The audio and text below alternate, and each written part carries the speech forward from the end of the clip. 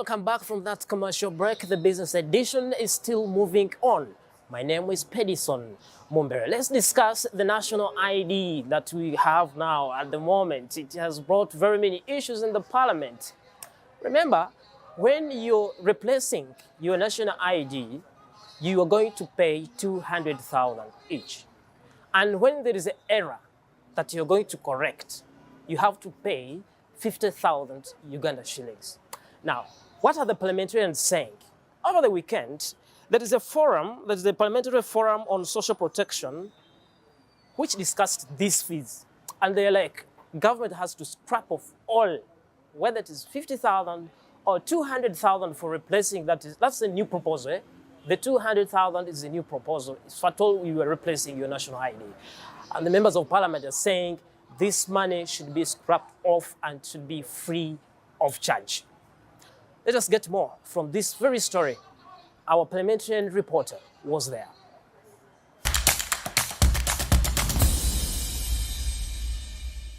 Addressing journalists at Parliament in commemoration of the World Elderly Day due tomorrow, the chairperson of the forum, Flavia Kabahenda, says such charges have hindered the elderly persons from accessing their social protection fund from banks, being that one is required to have a NIN number. The requirement of central banks world over that you will not be allowed to open any bank account without a NIN, a national identification number. So that is why older persons cannot be served by Centenary Bank or any other bank as long as they cannot present their NIN. The NIN is the basis for enrollment to SAGE, payroll, and subsequently to the beneficiary accounts opening by the payment service provider. She also challenged government to explain the discriminatory charges on issuing birth and death certificates, yet the young and dead do not work. The national identity card for adults is for free, but the birth certificates are for pay. I don't know where the children work for them to pay to be registered as citizens and nationals of this country. It's a shame, it's very laughable that the adults are given for free and the children must pay. It's from here that the forum urges government also to scrap off charges on both certificates as it is on free national identity cards, and also relocate the head offices of National Identification Registration Authority NIRA from Kololo to ease access. Let these processes be taken down to the people. The people should not come to Kampala. Take NIRA to the people. I think that is something that is very, very important. Let us ease the process. It must be shortened. I know people who have gone beyond 3 months or even years to access an ID. To get us a permanent home for NIRA, Kololo is no longer feasible. You recall, if any of you just now passed by Kololo airstrip, but locally there's a very big crusade. They have closed off the public. It's not working. You find this place working twice a week or once a week. Whenever there are national celebrations, it's a no-go area. So they are closed off.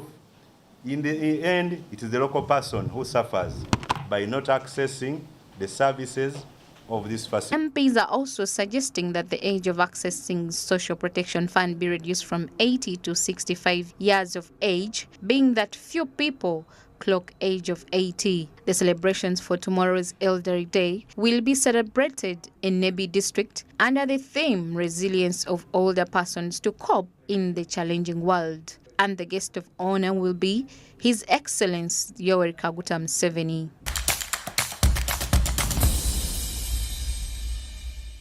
Yeah, I was listening to these stories and I was imagining whether people are going to get this money for replacing their national ID. You see, they are coming up with a new proposal that if you lose your national ID and you're going to replace it with a new one, you have to pay 200,000 Uganda shillings.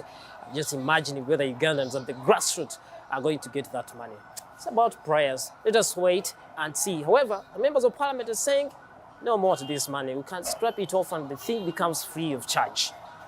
Getting to another story here, to increase production and expand market, the government of Uganda is looking forward to spend $93 billion to purchase coffee seedlings and tea seeds that will be distributed to farmers through NADS and Uganda Coffee Development Authority.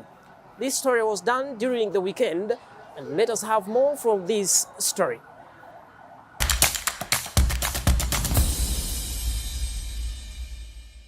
Uganda's largest export, coffee, significantly boosts the GDP of the nation. The government, through the Ministry of Agriculture, has declared that all coffee and tea growers in the districts where it's mostly produced will receive free seedlings and tea seeds due to the excessive rains that is currently falling. The State Minister for Agriculture, Fred Wino Chakulaga, clarified this at the media center. Distribution of coffee and tea seedlings to farmers across the country for this current season. As you may be aware, Uganda has a recent policy shift regarding the distribution of seedlings, seeds, stocking material, and other agricultural inputs. Emmanuel Idiamlemi, the director of the Uganda Coffee Development Authority, has also provided clarifications on the process by which growers will receive their seedlings and seeds. To indicate the number of seedlings you need. But then you have to attach a copy of your national ID.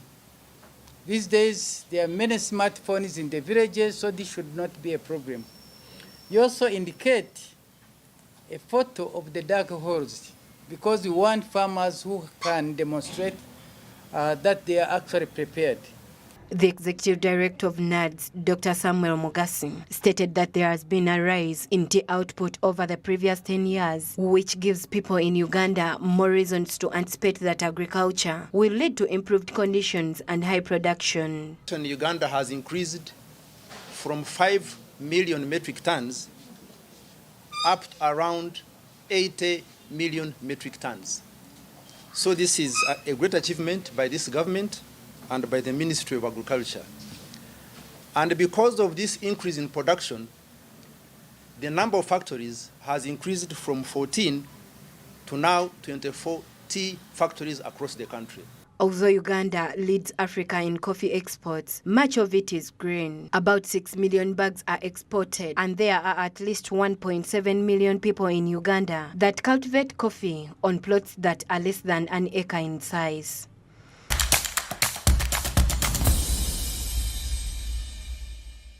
You see, when the government continues to make such contribution to the farmers, it will help to have high production, and maybe if we get market, we shall be recording a very good profits, and the government is doing a very good initiative. If that money is handled very well, our dealers in coffee are going to get a lot of profits. Getting into another story here, where the Nigerian professionals under petroleum over the weekend came to Uganda here and share their knowledge in Uganda and see how best they can handle these issues of UNOC. Our reporter was there and she has the details. Let us have a listen to it.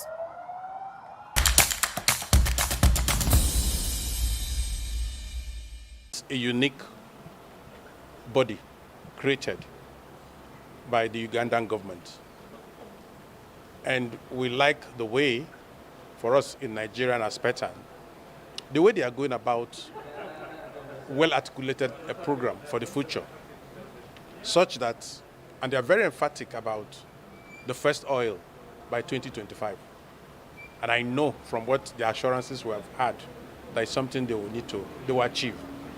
And then when you develop your natural resources, it goes with growth, it goes with poverty alleviation and prosperity for everybody. One thing that is instrumental is to make sure that along the way, you grow capacities and capabilities.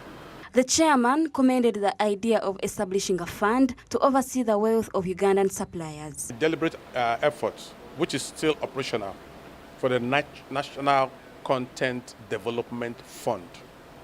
It's 1% set aside from every contract from Tier 1 to Tier 2 to Tier 3, so long as you are a supplier in or service provider. And I'm happy to hear that the Ugandan National Oil Company is following the same step. It is good. It provides that fund to be able to carry everybody along the way. Food content basically is trying to address the role of the Ugandan locals in contributing to the growth of that industry. And so far, so good, yes, because it's a lot of learning. It's a marathon, as we say. It's not a race, it's a marathon. And it's a gradual process. It keeps growing over time. And as it's growing, the Ugandan companies will begin to grow their own expertise in the industry. Yeah, but the way it is going to run for now, it's going to have to do with a lot of collaboration with those who are already experienced in the industry, like the Nigerian companies. 80% of contracts were awarded to locals. Therefore, Uganda National Oil Company continues to make clear specific standards for competing providers. We are not an operator currently, so we follow the Public Procurement and Disposal of Public Assets Authority thresholds. Anything above 200 million, that is going to be an open tender that will advertise in the press. We'll also put it on our website to ensure that it's wide circulating, and any firm that meets the requirements can participate. The ones which are from 100 million to 200 million, those are restricted. Those are people who are not UNOC pre-qualified list are the ones who participate in that. The rest RFQs, also those are people who are on pre-qualified list of UNOC that can participate. Registration on the NSD is very vital to register on the National Supplier Database. That is one of the requirements. You also have to have all the legal documentation in regards to the certificate of registration, certificate of incorporation. You have also trading license. All those legal documents need to be in place. Tax clearance certificates, all that has to be in place. We are looking at partnerships where local companies are working in specialized provision of goods and services, such as the seismic acquisition and interpretation, among others.